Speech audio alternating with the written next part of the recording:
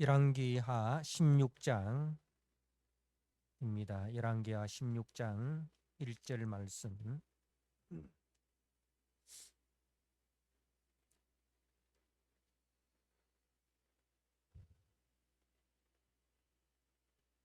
주신 말씀을 봉독드립니다. 열왕기하 16장 1절입니다. 르말랴의 아들 베가 제17년에 유다의 왕 요담의 아들 아하스가 왕이 되니 아하스가 왕이 될 때에 나이가 20세라. 예루살렘에서 16년간 다스렸으나 그의 조상 다윗과 같지 아니하여 그의 하나님 여호와께서 보시기에 정직히 행하지 아니하고 이스라엘의 여러 왕의 길로 행하며 또 여호와께서 이스라엘 자손 앞에서 쫓아내신 이방 사람의 가증한 일을 따라 자기 아들을 불 가운데로 지나가게 하며 또 산당들과 작은 산 위와 모든 푸른 나무 아래에서 제사를 드리며 분향하였더라. 이때에 아람의 왕 르신과 이스라엘의 왕 르말랴의 아들 베가가 예루살렘에 올라와서 싸우려 하여 아하스를 에워쌌으나 능히 이기지 못하니라. 당시에 아람의 왕 르신이 엘랏을 회복하여 아람에 돌리고 유다 사람을 엘랏에서 쫓아내었고 아람 사람이 엘랏에 이르러 거기에 거주하여 오늘까지 이르렀더라. 아하스가 아수르 왕 디글랏빌레셀에게 사자를 보내 이르되 나는 왕의 신복이요 왕의 아들이라. 이제 아람 왕과 이스라엘 왕이 나를 친히 청하건대 올라와 그 손에서 나를 구원하소서 하고 아하스가 여호와의 성전과 왕궁 곳간에 있는 은금을 내어다가 아수르 왕에게 예물로 보냈더니 아수르 왕이 그 청을 듣고 곧 올라와서 다메섹을 쳐서 점령하여 그 백성을 사로잡아 기르로 옮기고 또 르신을 죽였더라.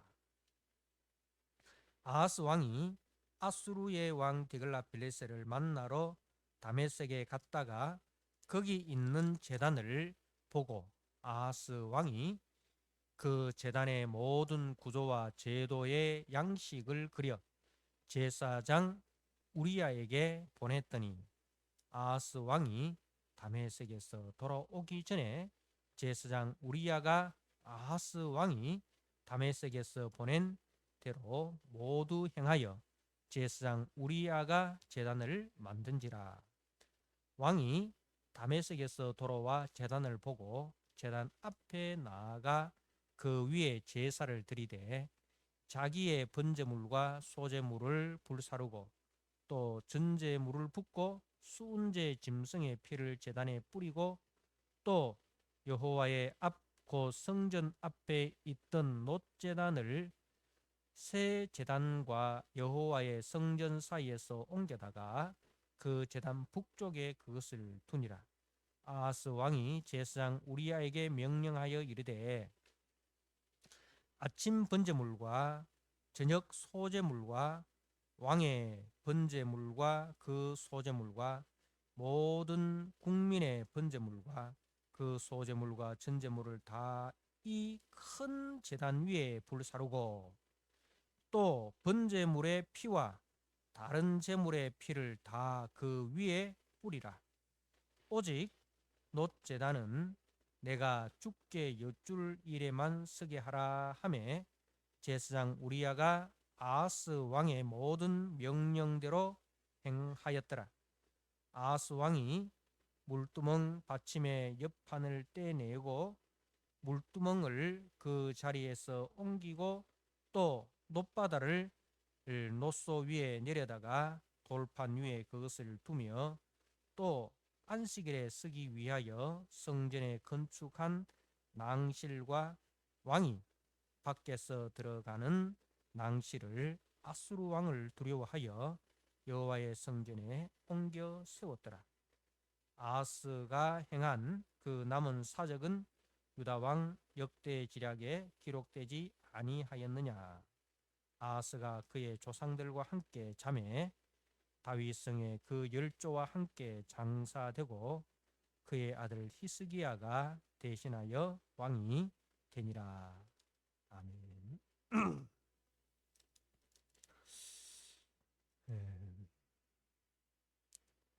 오늘 열왕기하 16장의 말씀은 이제 유다의 왕 아하스에 대한 말씀입니다. 이 아하스는 요담의 아들이고 또 히스기야의 아버지가 됩니다. 이때 이스라엘의 선지자는 이사야 선지자입니다. 그래서 이 16장을 좀 더 우리가 잘 이해하기 위해서는 이사야 7장의 말씀을 보면 이제 좀 더 이 상황을 잘 이해를 할 수가 있습니다. 이때 아하스가 왕이 될 때는 이제 그 아수르가 이제 강한 힘을 가지고 있었고, 그리고 이 아수르에 대항하여 이제 아람과 북이스라엘이 이 동맹을 맺습니다. 참 이 국제 정세라는 것은 참 항상 변화무쌍하죠. 우리가 앞에서 살펴본 바에 의하면 이제 아람과 북이스라엘 사이에는 끊임없는 전쟁이 있었습니다. 그죠? 항상 이 아람과 북이스라엘 사이에는 끊임없는 전쟁이 있었고, 그 전쟁으로 인해서 참 북이스라엘이 엄청난 고난을 당하였습니다. 그때 엘리사 선지자가 이제 그 북이스라엘 요담 왕에게 마지막 그 엘리야가 병들어 죽으면서까지 그 북이스라엘이 이 아람을 정복할 수 있는 그런 기회를 제공하기도 하는 것을 이렇게 봅니다. 그렇게 이제 이 북이스라엘과 아람 사이에는 철천지 원수처럼 그렇게 지냈는데 공동의 적이 생겼습니다. 아수르라는 공동의 적이 생기니까 이제 같이 연합 전선을 펴니다. 그리고 우리가 또 앞에서 보면 이 북이스라엘과 남쪽 유다가 함께 또 이렇게 연합해 가지고 아람과 대적하는 그 모습을 봅니다. 그죠?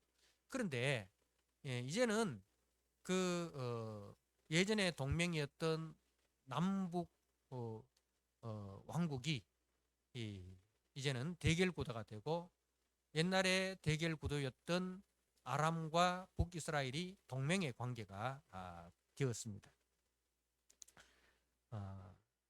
그러니까 이 세상의 나라들을, 세상의 권력자들은 이렇게 어떤 가치를 통해서 연합하는 것이 아니라 어느 것이 자기의 생존에 유리한가 불리한가를 기준으로 해서 동맹을 맺기도 하고, 또 동맹을 맺었다가 또 대결하기도 하고, 대결하기도 하다가 때로는 또 동맹을 맺고, 그런 것을 이제 우리가 봅니다. 그래서 오늘날에도 영원한 우방도 영원한 적국도 없다. 그때나 지금이나 뭐 세계 정세는 다 거기서 거긴 것 같습니다. 인간이 사는 세상은 세월이 흐른다고 해서 그 본질이 변화되는 것은 아니라는 것을 이제 우리가 보게 되는 거죠. 자, 그러면 이 변화무쌍한 세상 속에서 믿음의 사람은 무엇을 기준으로 살아야 하는가, 무엇을 기준으로 이제 따라가야 하는가 하는 것을 이제 오늘 말씀에 보니까 2절에 그의 조상 다윗과 같지 아니하여 그의 하나님 여호와께서 보시기에 정직히 행하지 아니하고라고 되어 있어요. 그러니까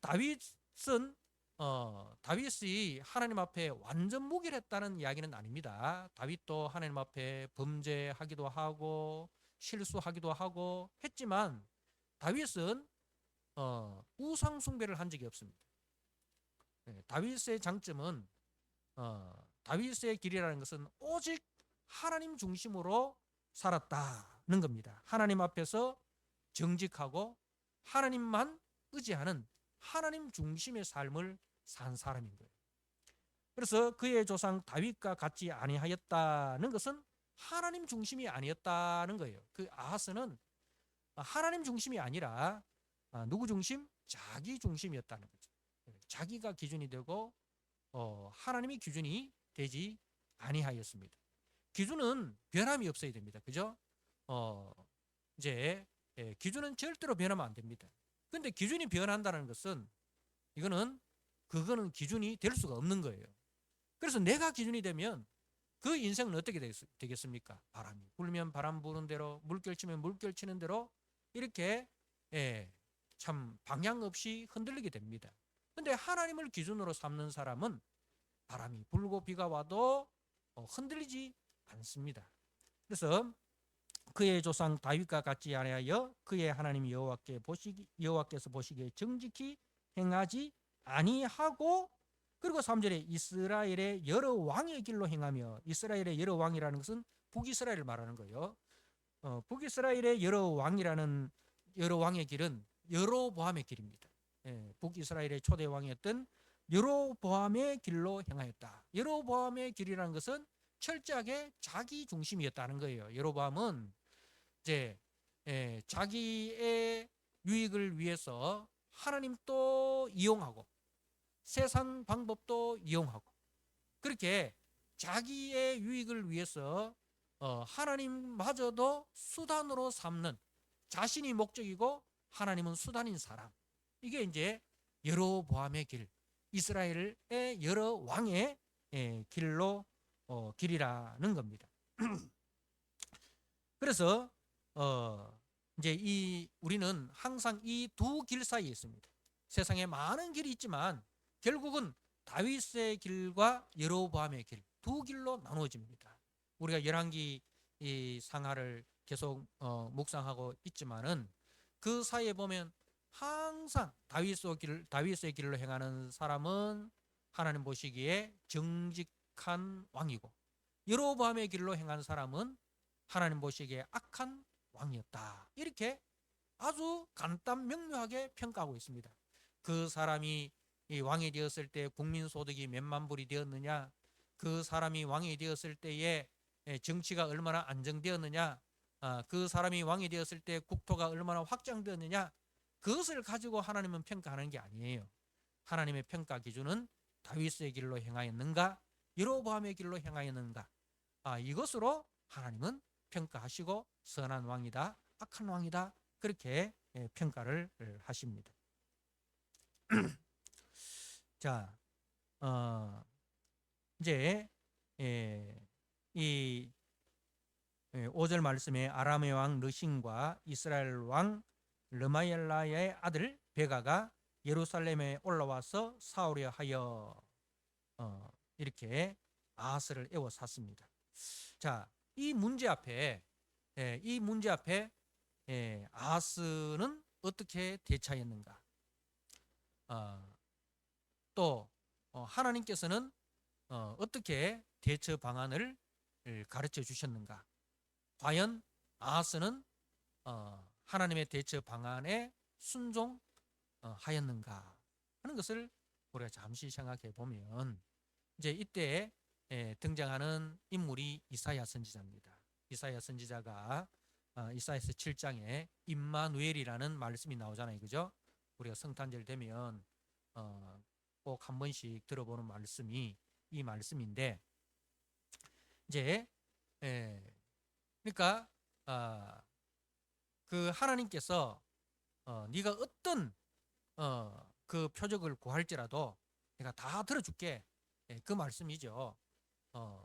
처녀가 잉태하여 제 아들을 낳을 것이다. 불가능한 일이지만 너희 보기에는 불가능한 일이라 할지라도 하나님께서는 이제 불가능한 것이 없다.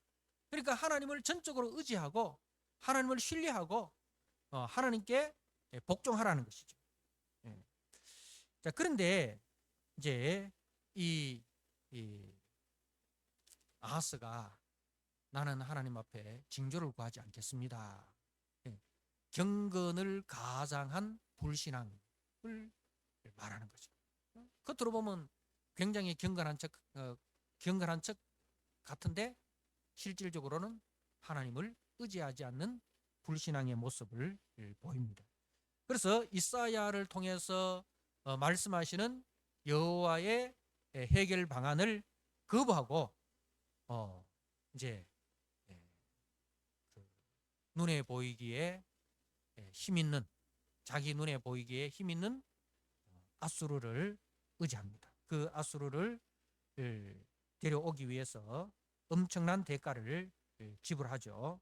8절에 아하스가 여호와의 성전과 왕궁 곳간에 있는 은금을 이어다가 아수르 왕에게 예물로 보냈더니 아수르 왕이 그 청을 듣고 곧 올라와서 다메섹을 쳐서 점령하여 그 백성을 사로잡아 키르로 옮기고 또 르신을 죽였더라. 그러니까 이제 세상 방법을 동원해서 문제를 해결하면 아주 쉽게 문제가 해결됩니다. 돈의 힘이 굉장한 거죠. 돈의 힘이 굉장하기 때문에 이제 오늘날 또 사람들이 그 돈의 힘을 이제 의지하기 위해서 수단 방법을 가리지 않고 돈을 벌지 않습니까? 그런데 돈을 이용해서 문제를 해결하고 나면 문제가 깔끔하게 해결되는 게 아니에요. 항상 돈으로 문제를 해결하고 나면 그 다음에 더 큰 문제가 생긴다는 것을 우리가 알아야 됩니다. 돈을 통해서 문제를 해결하면 금방은 그 문제가 해결되지만 그것으로 인해서 생기는 부작용이 더 크다는 것을 우리는 항상 인식하고 살아야 됩니다. 그래서 이제 결국은 그 돈을 의지하는 순간 돈의 노예가 되어버립니다. 아수르를 의지하는 순간 아수르의 노예가 되어버립니다.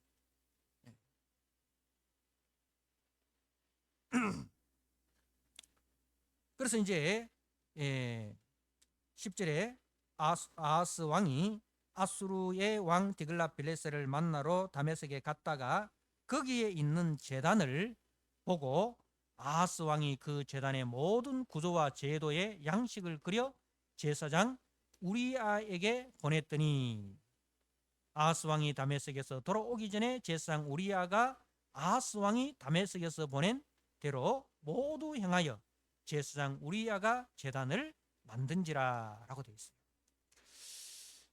자, 이제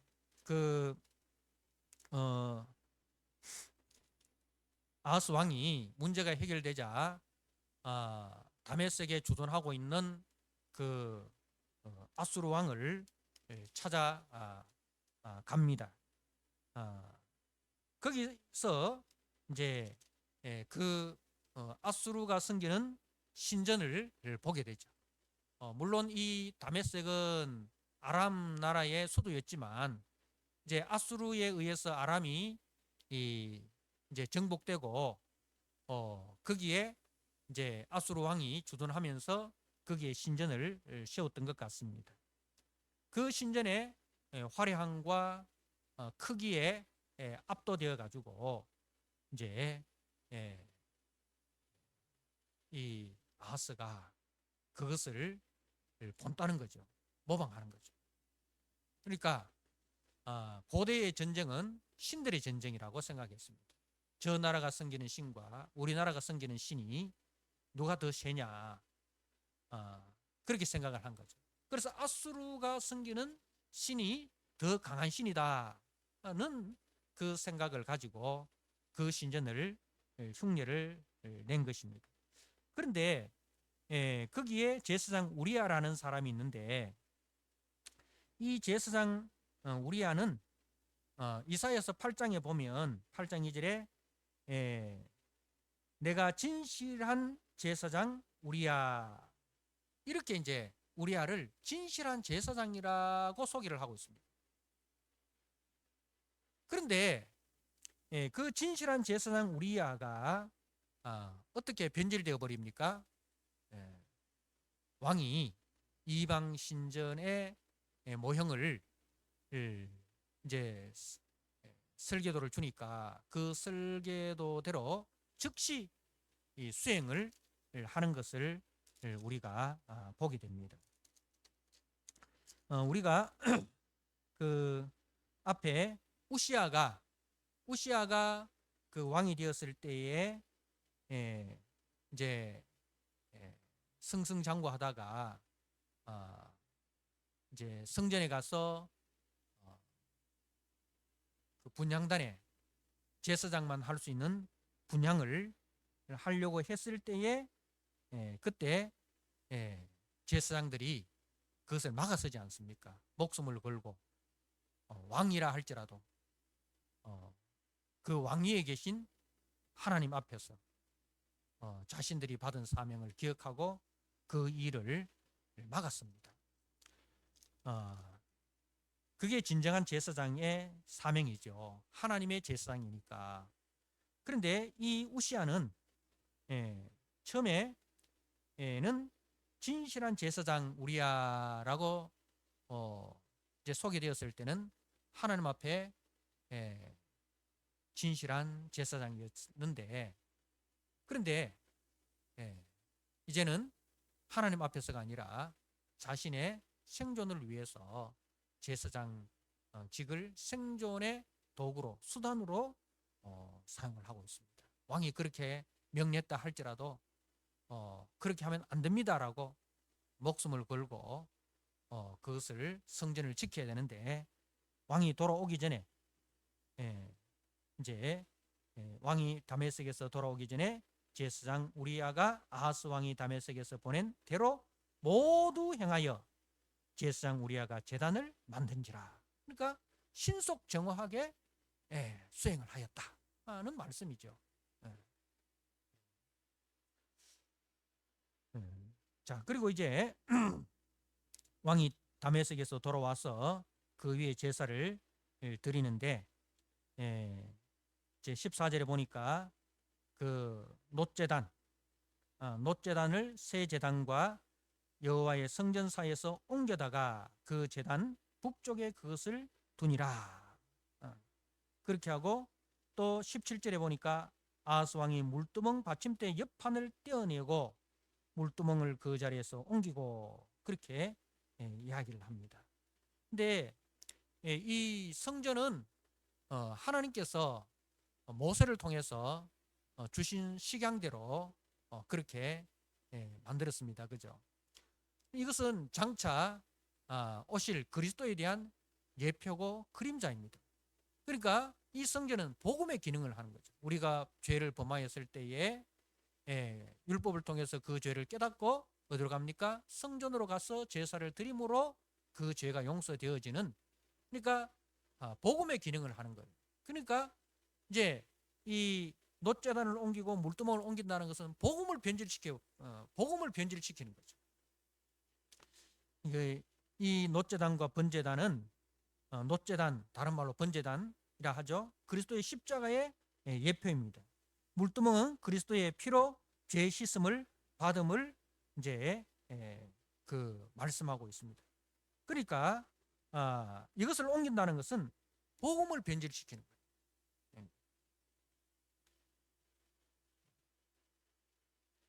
복음을 지켜야 할 제사장이, 그리고 복음을 따라 먼저 앞서 행해야 할 왕이 그 복음을 변질시키는데 손발이 척척 맞아 떨어진 것이죠. 그리고 이제 19절 20절에 아하스가 행한 그 남은 사적은 유다왕 역대지략에 기록되지 아니하였느냐. 그가 행한 일이 다 기록된다는 거예요. 우리가 말라기서 보면 하나님의 기념책 있죠? 이 기념책이라는 것은 기억책, 하나님의 기억책에 다 기록된다는 거예요. 그리고 이제 그 조상들과 함께 잠에 장사되고 죽었다는 것이죠. 그러니까 누구든지 그가 행한 일이 다 기억되어지고 죽는다는 사실입니다. 사람은 죽으면 끝이 아니라 그 행한 일이 하나님의 기억책에 기록된다는 거예요. 우리가 짧은 인생을 사는 동안에 어떻게 사는 것이 성공한 인생이냐. 다윗의 길이 있고 여로보암의 길이 있는데 오래 살고 그리고 건강하게 살고 세상 모든 것을 누리며 산다 할지라도 복음을 따라 살지 않고 다윗의 길을 따라 살지 않으면 그 인생은 하나님의 기억책에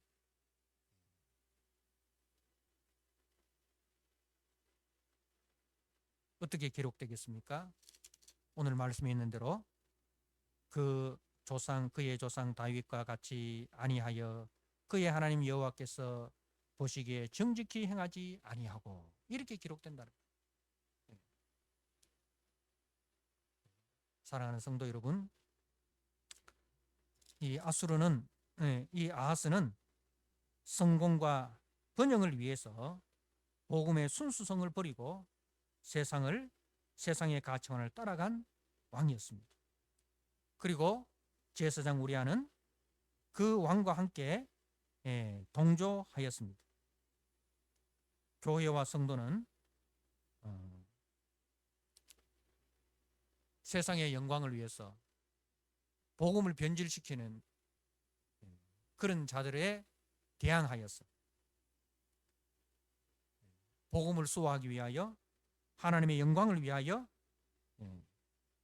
자신의 생명을 걸 수 있는 그것이 교회의 본질이고 그것이 성도의 사명인 줄 아셔야 됩니다.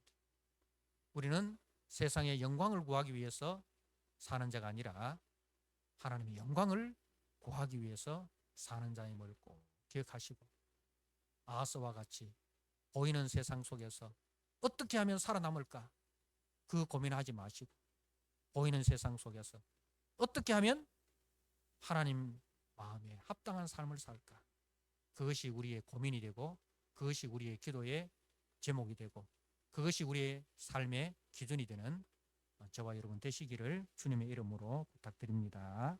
아멘.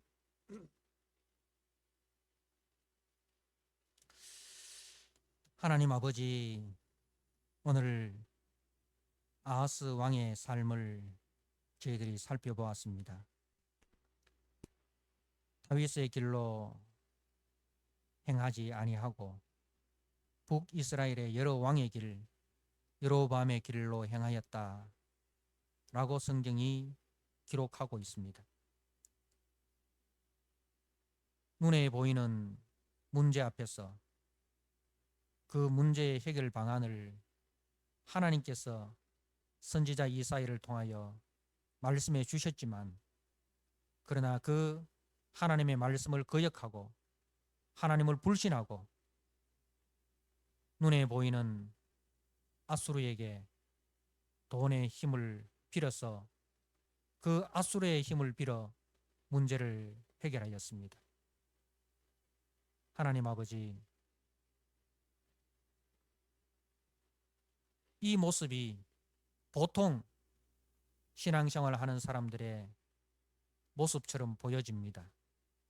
하나님을 믿는 것 같지만 실질적인 문제가 생기고 실질적인 어려움이 생겼을 때는 하나님을 의지하고 하나님의 말씀을 따라 살아가는 것이 아니라 돈의 힘을 의지하고 세상의 힘을 의지해서 문제를 해결해내는, 그것이 이 보통 성도들의 모습처럼 보여집니다. 하나님 아버지, 그러나 성경은 그 길이 아니라 끊임없이 하나님이 주신 말씀을 기억하고 그 말씀의 길을 따라 걸어가는 사람을 하나님은 찾고 계시고 그 사람에게 하나님께서는 능력 베푸시기를 원하신다 하셨습니다.